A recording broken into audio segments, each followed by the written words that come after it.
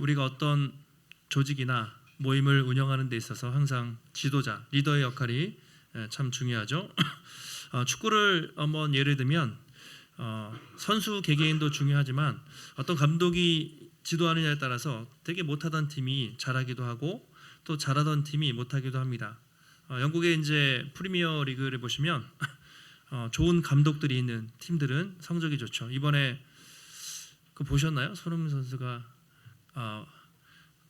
코너킥으로 한 번에 골을 넣어가지고 영국이 막 난리가 났는데 축구 하나로 사람들이 이렇게 열광을 하죠. 어떤 사람이 어떻게 그 팀을 이끄느냐에 따라서 그 팀이 잘 될 수도 있고 또 어려울 수도 있죠. 뭐 회사도 마찬가지인데요. 지금은 애플이 세계 최고의 기업이었지만 한때는 이제 애플이 되게 위기가 있었대요. 그때 스티브 잡스가 쫓겨났다가 이제 다시 CEO로 부름을 받고 그가 개발한 것이 아이팟, 아이폰, 아이패드, 아이맥 뭐 이런 걸 개발해가지고 완전히 지금은 세계 최고의 기업이 됐죠. 무너져가는 회사를 또 살리기도 했습니다. 그렇게 어떤 뭐 팀이든 조직이든 국가도 누가 잘 이끌어가느냐에 따라서 참 많이 달라지는 것 같습니다. 우리나라도 뭐 세종대왕이라든가 역사적으로 훌륭한 왕들이 통치했을 때 나라가 발전했지만 그렇지 못한 왕들이 있을 때 나라가 위기에 빠지고 또 고통을 겪기도 했습니다. 최근에도 나라의 정치 지도자들의 또 잘못된 판단으로 나라가 또 우리도 어려움을 겪고 지금도 그런 과정에 있죠. 북한을 봐도 독재자들이죠. 그렇게 만나가지고 지금도 그 김정은 정권 밑에서 북한 사람들이 고통을 당하고 러시아, 우크라이나 계속 전쟁을 하잖아요. 어떻게 보면 전쟁에 올인한 그 푸틴 대통령 또 미국도 곧 트럼프 대통령이 내년에 취임을 할 텐데 도대체 무슨 일을 할지 이렇게 되게 염려를 많이 하더라고요. 요즘 같은 이 혼란한 시국에 참 존경받는 믿을 만한 지도자가 있다는 것이 참 중요하고 그런 사람이 있으면 좋겠다라는 생각을 많이 하게 됩니다. 오늘 말씀은 주전, 기원전 약 600여 년경에 유대라는 지역에서 있었던 말씀입니다. 하나님은 예레미야라는 선지자를 통해서 당시 유대를 통치하던 왕들, 지도자들에 대한 심판의 메시지를 선포하고 있습니다. 왜냐하면 당시에 그 지도자들이 왕들이 나라를 너무나 잘못 통치하고 하나님께 불순종해서 나라가 멸망하기 직전의 상황이었습니다. 하나님은 그들에게 다 멸망시킬 거다. 왕들을 심판할 거다. 심판의 메시지와 더불어 뒤에 보면 그 속에서도 어떻게 그들을 회복시킬 것인지 회복과 소망의 메시지를 그렇게 동시에 선포하고 있습니다. 이번 주 성탄절을 또 앞두고 어떤 말씀을 나눌까 많이 고민을 하다가 지금 우리나라 이 세계가 처한 상황이 어찌 보면 참 유다의 상황과도 비슷한 것 같습니다. 정치적으로 불안하고 물가는 계속 오르고 경제적으로 어렵고 내년에는 더 좋지 않을 것 같은 전망을 내놓고 있습니다. 과연 우리는 이 답답하고 어두운 현실 속에 어디서 소망을 찾고 어디서 또 기대를 해야 하는가? 오늘 말씀을 통해서 우리가 한번 살펴보도록 하겠습니다. 배경을 설명드리면 남유다고 시드기야라는 왕이 통치할 때였습니다. 유다의 마지막 왕이었습니다. 그러니까 북이스라엘은 이스라엘이 남북으로 분리되어 있었죠. 북쪽은 북이스라엘이라고 불렀는데 아수르 제국에 의해서 이미 한 100여 년 전에 망했습니다. 이제 유다만 남쪽에 남아 있었는데 바벨론이 호시탐탐 노리고 있었어요. 그 아주 위기 상황 속에서 하나님이 예레미야에게 말씀을 주시는데 이런 말씀을 주십니다. 1절에 이렇게 말하고 있죠. 같이 한번 1절 말씀을 한번 읽겠습니다. 여호와의 말씀이니라 내 목장의 양떼를 멸하며 흩어지게 하는 목자에게 화 있으리라. 하나님이 예레미야에게 주신 말씀이 뭐냐? 화 있으리라. 한글 성경에는 뒤에 있지만 원어 성경에는 화 있을 것이다. 가장 먼저 땅 그렇게 선포하고 말씀을 하시는데 내 목장의 양떼를 멸하고 흩어지게 하는 목자들에게 화가 있을 것이다. 심판의 메시지를 선포하십니다. 하나님 왜 그렇게 분노하셨을까요? 화가 나셨을까요? 여기서 목장의 양떼 그리고 목자들은 무엇을 상징하는가? 이게 중요하겠죠. 목장의 양떼는 당시 유다 백성들을 말합니다. 유다의 백성들을 말하고, 그리고 목자는 유다를 이끌어갔던 유다의 왕들을 의미한다고 할 수가 있습니다. 우리가 양을 칠 때 목자의 가장 중요한 역할은 뭐죠? 책임은 바로 양들을 잘 돌보는 것이죠. 이리 또는 맹수로부터 잘 보호하고 돌보는 것이 목자의 역할이죠. 그런데 그래서 하나님은 유다의 왕들에게 유다 백성들을 잘 돌보라고 맡기신 거예요. 근데 그들이 어떻게 했습니까? 양들을 괴롭히고 멸하고 흩어지게 해서 나라를 망할 지경으로 만들어 버린 것이죠. 그래서 하나님은 그들에게 심판이 있을 것을 오늘 선포를 하십니다. 예레미야가 활동할 동안 총 5명의 왕들이 있었어요. 요시야라는 왕 들어보셨죠? 요시야, 여호아스, 여호야김, 여호야킨, 시드기야 이런 왕들이 있었는데 요시야는 그래도 좀 괜찮은 왕이었어요. 그래가지고 하나님 말씀에 순종하고 종교개혁도 하면서 참 깨끗하게 살아보려고 했는데 일찍 죽었습니다. 그 다음부터 왔던 왕들은 하나같이 다 악한 왕들이었어요. 그래서 하나님 불순종하고 막 나라를 망할 지경에 그렇게 처하게 한 것이죠. 하나님은 그들에게 심판의 메시지를 선포하시면서 2절에 성경에 보시면 너희가 내 양떼를 흩으며 그것을 몰아내고 돌보지 아니하였도다. 보라, 내가 너희의 악행 때문에 너희에게 보응하리라. 다시 말하면 유다의 왕들을 심판할 것이라고 하나님이 말씀하고 있습니다. 여기까지만 보면 참 절망적이죠. 도대체 왕들을 다 심판하면 어디에 소망이 있는가? 네, 여러분 1절과 2절을 다시 한번 보시면 그 속에 하나님의 유다의 백성들을 뭐라고 부르십니까? 1절, 2절도 한번 성경을 보시면 내 백성, 내 양떼 이렇게 부르고 있습니다. 하나님은 불순종한 정말 계속해서 선지자를 보내도 불순종한 이스라엘 백성들을 향해서 너희는 내 백성, 내 양떼라고 그렇게 부르고 있다는 것이죠. 여기에 소망이 있어요. 내가 너희들 아주 다 쓸어버릴 거야. 그것이 아니라 왕들에 대해서 내가 심판하겠지만 너희들은 여전히 내 백성, 내 양떼야 라고 그렇게 말씀을 하고 계신 것이죠. 실제로 어떻게 되냐면요, 이 말씀 후에 시드기야라는 왕이 바벨론의 눈치를 보다가 반역을 해요. 그래가지고 막 전쟁을 하다가 안 되니까 도망치는데 잡혀가지고 시드기야 왕이 보는 앞에서 바벨론 느부갓네살 왕이 자식들을 다 죽이고 시드기야 눈을 다 뽑습니다. 쇠사슬로 묶어가지고 바벨론 포로로 그렇게 끌어가요. 그러니까 정말 유다는 마치 우리나라가 일제 강점기 조약을 맺으면서 나라가 잃기 그런 직전의 상황처럼 거의 아무 소망이 없는 상황에서 오늘 말씀을 주신 것이죠. 그런데 3절부터 반전이 있습니다. 하나님의 그 절망적인 상황에서 소망의 말씀을 주세요. 이렇게 말하고 있죠. 내가 내 양떼 남은 것을 그 몰려갔던 지방에서 모아 다시 그 우리로 돌아오게 하리니 그들이 생육이 번성할 것이며. 우리 4절 말씀 같이 한번 읽겠습니다. 내가 그들을 기르는 목자들을 그들 위에 세우리니 그들이 다시는 두려워하거나 놀라거나 잃어버리지 아니하리라. 여호와의 말씀이니라. 두 가지 약속이 있는 거예요. 첫 번째, 나라가 망할 것이지만 그 양떼 남은 것을 어떻게 해요? 바벨론 포로로 끌려갔다가 다시 돌아올 것이다. 바벨론 포로 귀환에 대한 말씀을 하시고 4절에서는 새로운 좋은 목자들을 보내실 거예요. 좋은 지도자들을 보내서 다시 그 땅을 세워서 그들이 다시는 두려워하거나 놀라지 않을 그런 일을 행하실 것이다. 그렇게 말씀을 하고 계십니다. 3절과 4절의 포인트는 이거예요. 주어를 다시 한번 보시겠어요? 성경의 주어 뭐였죠? 내가 이렇게 시작돼요. 내가 남은 양떼를 다시 돌아오게 할 것이다. 4절에서도 내가 기르는 목자들을 다시 세워서 새로운 일을 행할 것이다. 내가 그동안에는 유다 왕들에게 맡겼어요. 그런데 그들이 양떼를 잘 돌보지 않았던 것이죠. 이제는 내가 직접 간섭해서 왕들을 세우고 리더들을 세워서 새로운 나라를 만들 것이다. 하나님의 열심과 하나님의 주권을 보여주고 있습니다. 실제로 유다가 시드기야 왕 다음에 왕을 마지막으로 망해요. 포로로 끌려가고 아름다웠던 예루살렘 성전과 성벽이 다 무너지는 초토화를 당하게 되죠. 그래서 모든 것이 끝난 줄 알았는데 바벨론 포로 이후 70년이 지난 후에 어떻게 하십니까? 하나님이 놀랍게 포로 귀환을 하시죠. 귀환하게 하시죠. 그래서 스룹바벨이라는 사람을 보내서 어떻게 합니까?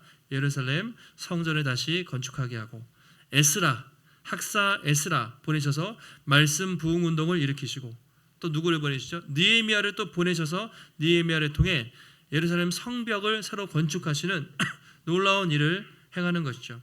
네. 비록 유다의 왕들은 유다 백성들을 버렸지만 하나님은 새롭게 바벨론을 탈출하게 하시고 바벨론의 포로로 귀환하게 하셔서 그들을 회복시키시겠다는 약속을 하시고, 실제 역사 속에 그들이 성취가 되는 것을 우리가 볼 수가 있습니다. 여러분, 요즘 우리가 사는 세상을 한번 보십시오. 어떻게 내년에 좀 희망이 보이시나요? 기대가 되세요? 내년에 희망찬 새해를 가지고 열심히 살아봐야겠다, 그런 마음을 갖고 싶은데 여전히 그 뉴스나 인터넷이나 유튜브를 보면 많이 싸우고, 그 좋은 리더들도 물론 있겠지만 여전히 자신의 그 기득권을 지키기 위해서 막 몸부림치는 많은 사람들을 봐요. 또 수많은 사람들이 거리에 광장에 뛰쳐나가서 민주주의를 외치고 막 그렇게 하는 그런 모습을 봅니다. 국가의 경제, 국민들의 삶은 점점 어려워지고, 연말 되면 그래도 사람들은 막년회라고 하나요? 성년회, 회식도 하면서 막 그렇게 하잖아요. 많이 하셨나요? 요즘에 다 취소가 됐대요. 사람들 분위기가 안 나서 송년회든 회식이든 그렇게 기쁘고 기대할 만한 소식이 별로 없는 것 같아요. 지난 우리의 삶을 한번 돌아보시면 어떠셨습니까? 하나님 앞에 저 이렇게 열심히 살았습니다. 하나님, 그러기에 우리가 참 많이 부족했고 참 많이 죄 가운데 거하고 제멋대로 살았던 것도 많이 있는 것 같아요. 그럼에도 불구하고 나라도 어렵고 또 경제도 어렵고 우리의 삶이 참 많이 부족함에도 불구하고, 그럼에도 불구하고 우리에게 소망이 있는 이유가 무엇인가? 그것은 하나님은 여전히 우리를 사랑하시고 여전히 우리를 당신의 백성, 당신의 사랑하는 양떼로 여겨 주신다는 것이죠. 하나님, 우리가 실수하고 실패하고 넘어져도 한 번 택한 자신의 양떼, 한 번 택한 자신의 백성들을 절대로 포기하지 않고 끝까지 품어주시는 선한 목자가 되신 하나님이신 줄 믿습니다. 사실 여기에 소망이 있어요. 우리의 삶을 보고 우리의 가정을 보세요. 직장을 보세요. 나라를 보세요. 별로 기대가 안 되죠. 그러나 그 하나님이 내년에도 우리를 고아와 같이 그냥 양들이 죽든지 말든지 그냥 버리는 것이 아니라 정말 돌보시고 또 품으시는 목자 되신 주님이 계시기 때문에 우리에게 소망이 있는 것입니다.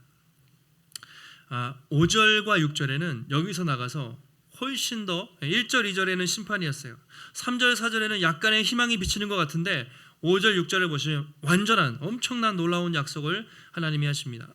그것이 5절에 나와 있는데 같이 우리 5절 말씀을 함께 읽겠습니다. 여호와의 말씀이니라, 보라, 때가 이르리니 내가 다윗에게 한 의로운 가지를 일으킬 것이라. 그가 왕이 되어 지혜롭게 다스리며 세상에서 정의와 공의를 행할 것이며. 아멘. 여호와의 말씀이 또 임했습니다. 메시지가 뭡니까? 보라, 날이 이르리니 지금 상황은 정말 절망적이에요. 나라가 망하고 아무 소망이 없는데 조금만 기다려라. 때가 되면 내가 다윗의 후손으로 의로운 한 가지를 일으킬 것이다. 그가 왕이 되어 지혜롭게 다스리고 세상에서 공평과 정의를 행할 것이다. 그렇게 말씀하고 있습니다. 자, 다윗에게 한 의로운 가지, 이게 이제 중요한 표현입니다. 다윗에게 한 의로운 가지. 자, 가지 하면 뭡니까? 나무가 있죠. 가지 하면 줄기나 새싹 이런 것들을 말하거든요. 특별히 구약 성경에서 선지서에서 가지, 싹 하면 장차 오실 메시아를 의미해요. 메시아. 자, 메시아가 뭐냐면 아시겠지만 히브리어로 왕 또는 기름 부음을 받은 자, 통치자, 이게 메시아거든요. 신약에서는 똑같은 표현이 그리스도, 그렇죠? 헬라말, 신약의 언어로는 그리스도, 구약의 히브리어로는 메시아, 같은 말인데 왕, 통치자, 이게 메시아죠.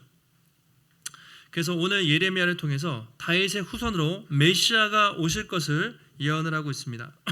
이런 말씀이 이사야, 스가랴, 구약 성경 선지서에 꽤 많이 나타나 있어요. 대표적으로 이사야 11장을 보시면 이렇게 말합니다.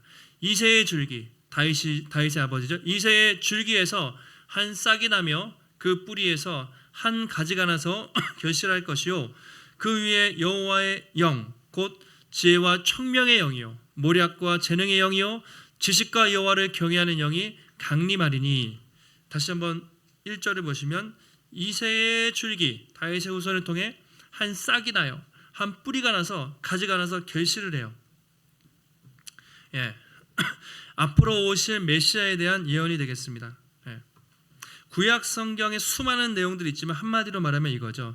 장차 오실 메시아에 대한 예언하는 책이 바로 구약 성경이죠. 그래서 언젠가 그 싹이 나고 가지가 나서 메시아가 오시면 이전에 경험할 수 없었던 새로운 통치와 새로운 구원의 역사가 열릴 것이다. 성경에서 그렇게 예언을 하고 있습니다. 이 왕은 어떤 왕이냐? 이전의 왕들과 다른 왕이에요. 이전의 왕들은 어땠습니까? 자기의 권력을 누리고 백성들을 억압하고 막 불의로 통치하는 왕이었지만 언젠가 그 메시아가 오시면, 그 왕이 오시면 공평과 정의로 지혜롭게 이 땅을 통치할 것이다. 그 왕이 올 것을 예언을 하고 있습니다. 과연 그 왕이 누구인가? 예. 궁금하시죠? 뒤에 나옵니다. 예전에 하나님은 다윗을 왕으로 세우면서 이런 약속을 하신 적이 있어요. 너의 후손을 통해 영원히 왕이 나올 것이다. 이런 약속을 다윗을 통해 하신 적이 있습니다. 다윗이 참 신실한 왕이었잖아요. 하나님 축복하면서 너의 후손을 통해 계속 왕이 나올 것이다. 그래서 우리가 다윗 언약, 다윗의 약속이라고 말합니다. 그래서 유다를 보면 계속 다윗의 자식들이 비록 악한 왕이라도 다윗의 후손을 통해 왕들이 나왔단 말이에요. 그런데 시드기야를 끝으로 이제 다윗 왕조는 멸망하기 일보 직전이었습니다. 나라도 망하고 다윗의 왕권은 이제 끝난 것처럼 보였습니다. 아마 예레미야를 비롯한 수많은 사람들이 이 상황을 보면서 이제 하나님이 이 나라를 버리셨구나. 이제 하나님이 다윗의 후손을 통해 왕을 주시겠다던 그 약속도 끝났구나. 많은 절망에 빠졌을 거예요. 그런데 오늘 이 말씀을 통해서 그것이 아니라 다윗을 통해 한 공의로운 가지가 나타날 것인데 그를 통해 이 세상에 없던 영원한 놀라운 왕이 올 것이다. 그것을 메시아에 대해서 예언을 하고 있는 것이죠. 예레미야는 이 말씀을 들으면서 엄청난 소망이 생겼을 것 같아요. 캄캄한 어둠 속에서 한 줄기 빛이 보이는 것처럼 하나님이 이 나라 이 민족을 버리지 않았구나. 그리고 앞으로 하나님의 놀라운 계획은 앞으로 메시아를 통해 성취될 것이다. 그 소망을 품게 되는 것이죠. 그 왕이 어떻게 통치한다고요? 아까 5절에 보시면 지혜롭게 통치하고 공의와 정의로 통치한다 이렇게 됐어요. 이게 중요합니다.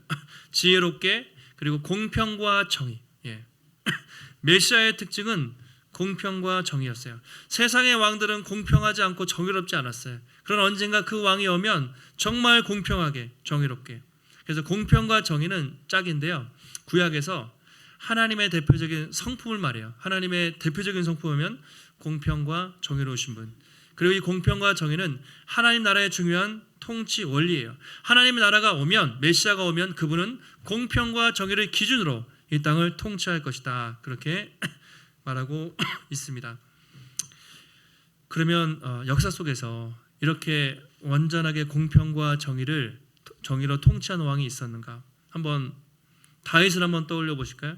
다윗 시대에 우리가 볼 때 인간적으로 믿음도 좋고 신실한 왕이었지만 다윗은 완벽한 왕이 아니었습니다. 밧세바와 간음을 해서 넘어지기도 하고 때로는 교만할 때도 있고 정말 실수할 때도 많이 있었습니다. 솔로몬도 어떻습니까? 솔로몬도 지혜로운 왕이었지만 말년에 우상 숭배하면서 하나님을 떠났고 또 선한 왕이라고 꼽히는 요시야 또는 히스기야 이런 왕들도 훌륭했지만 인간적인 연약함이 성경에 많이 나와 있어요. 그동안 그 어떤 왕도 완벽한 왕, 공평과 정의로 나라를 통치하는 왕은 없었습니다. 그런데 앞으로 다윗의 후손으로 오실 그 왕은 이 땅에 완전한 공평과 정의로 세상을 통치할 것이다. 그렇게 말하고 있습니다. 그분이 누구입니까? 역사 속에 그런 왕은 이제도 없었고 전에도 없었어요. 유일한 분, 한 분이 계시죠. 바로 예수 그리스도.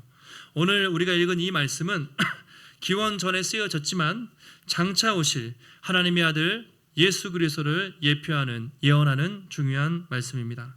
언젠가 메시아가 오시면 그분은 완전한 공의와 정의를 행할 것이고 이 땅에 진정한 구원과 회복의 역사가 나타날 것을 예언하는 말씀이죠. 6절에도 조금 더 구체적으로 이렇게 말하고 있습니다. 그날의 유다는 구원을 받겠고 이스라엘은 평안히 살 것이며 그의 이름은 여호와 우리의 공이라 일컬음을 받으리라. 장차 메시아가 오면 그 왕은 어떤 왕입니까? 그 왕을 통해 유다가 많은 백성들이 구원을 받습니다. 이스라엘 백성들은 평안을 누리게 될 것이다. 평안, 이게 샬롬이라는 뜻인데 진정한 평안, 세상에 없었던, 이제 없었던 진정한 평안.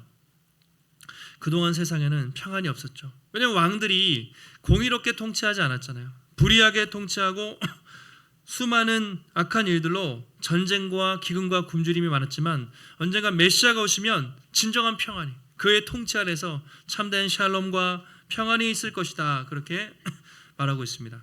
그리고 그의 이름이 무엇입니까? 별명이 뭐죠? 여호와 우리의 공이라고 그렇게 말하고 있죠. 이게 중요한 말씀입니다. 한번 따라해 보실까요? 여호와 우리의 공의. 장차 오신 메시아의 별명, 이름이 여호와 우리의 공의예요. 그분은 자체가 공의로우시고 또 그를 믿는 모든 사람들을 의롭다 하실 분이기 때문에 그 이름을 여호와 우리의 공의라고 그렇게 말하고 있습니다. 이 말씀이 선포된 것이 주전 600년경인데 이 말씀 이후에 실제로 600년 이후, 지금으로부터 2000년 전에 누가 오셨습니까? 여호와 우리의 공의, 공의롭고 정의로우신 예수 그리스도가 유대 땅에, 이 땅에 오심으로 하나님의 약속이 성취가 된 것이죠. 그래서 우리가 왜 성탄을 기뻐하는가? 그것은 그냥 아기 예수가 이 땅에 오셔서 뭔가 좋은 일이 있었다 정도가 아니라 구약시대 그토록 하나님이 말씀하고 예언했던 온 세상의 참된 구원자 메시아 예수 그리스도가 이 땅에 오심을 기념하는 날이기 때문에 우리가 성탄을 기쁨으로 축하하는 것이죠. 누가복음 2장 10절이야 이렇게 말하고 있습니다. 천사들이 이제 목자들에게 나타나서 두려워할 때 뭐라고 말합니까? 두려워하지 말라.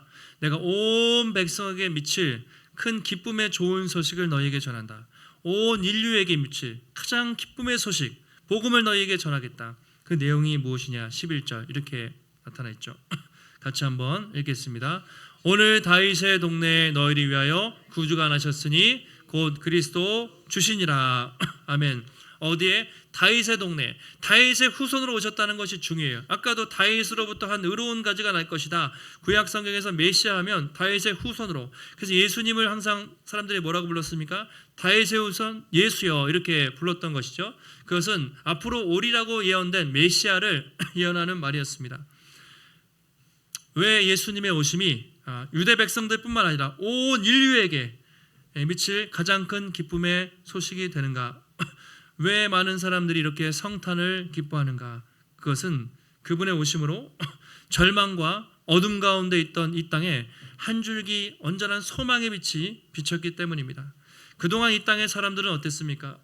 목자 없는 양같이 방황하면서 목자들은 왕으로 세웠지만 다 자신의 기득권을 채우면서 왕들이 공평과 정의를 행하지 않고 자신의 권력을 누리기에 급급했습니다. 이 세상 누구도 이 절망에 빠져있는 인류를 구원할 사람이 없었습니다. 그런데 예수 그리스도께서 이 땅에 오셔서 참된 공평과 정의로 나라를 통치하시고 참된 평화를 이 땅에 이루기 위해서 오신 것이죠. 예수님이 오셔서 어떤 일이 일어났습니까? 가는 곳마다 눈먼 자가 눈을 뜨고 가난한 자, 힘없는 자, 예수님이 이 땅에 오셔서 예루살렘 성전에 들어가서 높은 사람들과 지금으로 말하면 정치인들, 힘 있는 사람들과 권력을 나누셨습니까? 그렇지 않죠. 예수님은 갈릴리 그 촌구석에서 가는 곳마다 가난한 자들, 눈먼 자들, 병든 자들을 만나면서 그들을 위로하시고 그들에게 복음을 전하면서 그들을 치유하셨습니다. 예수님은 온 세상의 왕으로 오셨지만 그동안 세상의 왕들처럼 군림하고 갑질하고 권력을 누리는 그런 왕이 아니라 당신의 백성들을 섬기는 겸손의 왕으로, 심지어 당신의 백성들을 구원하기 위해 자신의 목숨을 주시는 그런 왕으로 오신 것이죠. 세상에 그런 왕은 이제껏 없었습니다. 자신의 권력과 힘을 누리면 누렸지 그것을 위해서 당신의 백성을 위해 목숨을 버리는 그런 왕은 세상에 없었습니다.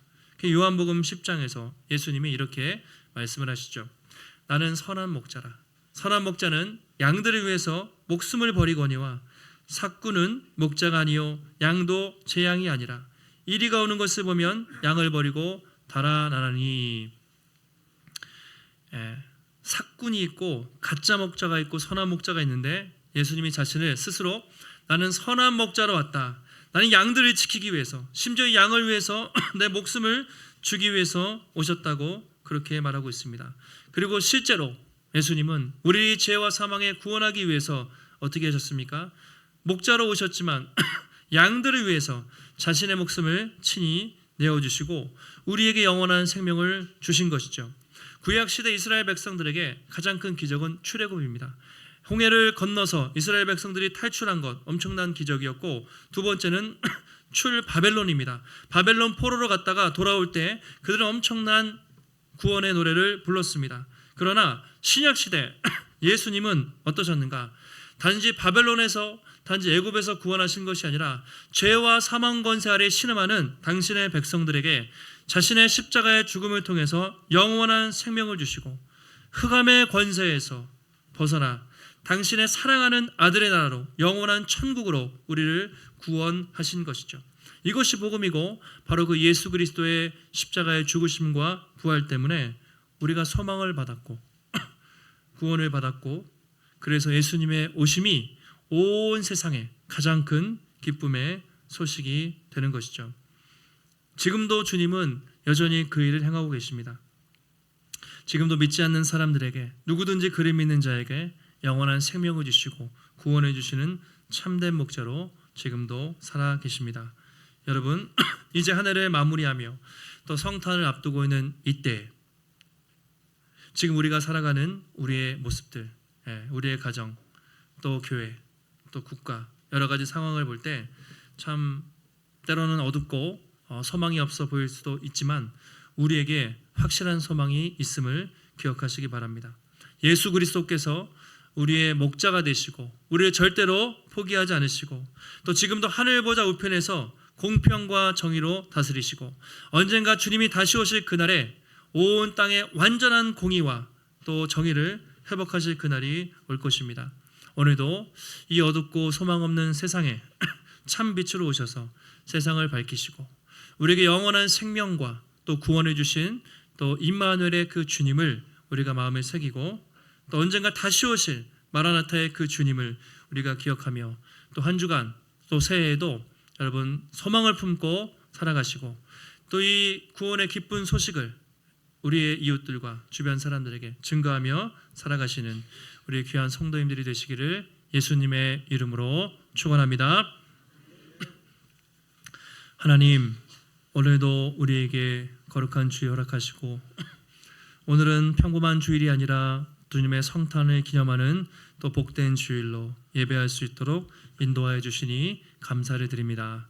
하나님, 지금까지 인류 역사상 정말 아무 소망 없고 죄 가운데 신음하던 정말 당신의 백성들을 위해서 친히 왕으로 오셨지만 군림하고 정말 사람들을 억압하는 그런 왕이 아니라 공평과 정의로 통치하시고 또 자기 백성을 죄와 사망에서 구원하시기 위해 친히 생명을 주신 우리 구주 예수 그리스도를 또 만나게 하시고 또 주님을 믿게 하신 그 은혜에 주님 감사를 드립니다.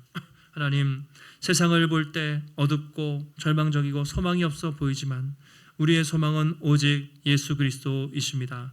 하나님, 한 주간도 또 새해에도 살아갈 때 우리가 방황하고 우리가 흔들릴 때마다 하나님 우리를 불쌍히 여기시고 긍휼히 여기셔서 우리를 인도하시는 선한 목자 되신 주님을 바라보게 하시고, 불의한 세상 속에서도 하나님 다시 오실 예수 그리스도 주님 마지막에 오실 때 완전한 하나님의 나라를 이룰 것을 우리가 소망하며 낙심하지 않고 주만 바라보며 믿음의 길 달려갈 수 있도록 주님 붙잡아 주시옵소서. 이 성탄의 은혜와 기쁨을 나 혼자만 우리만 나누는 것이 아니라 주님을 모르는 이웃들에게 또 사람들에게 그리스도의 사랑을 증거하며 살아갈 수 있도록 하나님 붙잡아 주시옵소서. 오늘도 주의 전에 나올 때 하나님, 우리의 마음과 뜻을 다해 귀한 예물 드립니다. 드린 모든 손길마다 하나님 축복하여 주시고, 우리 인생 살아갈 때 궁핍함, 부족함 없게 하시고 날마다 채우시고 넉넉히 공급해 주시는 하나님의 선한 손길을 날마다 경험하며 하나님 베푸는 삶, 하나님께 드리는 삶 살아갈 수 있도록 하나님 붙잡아 주시옵소서. 한 주간도 승리케 하시기를 간구하오며 존귀하신 예수님의 이름으로 기도하옵나이다. 아멘.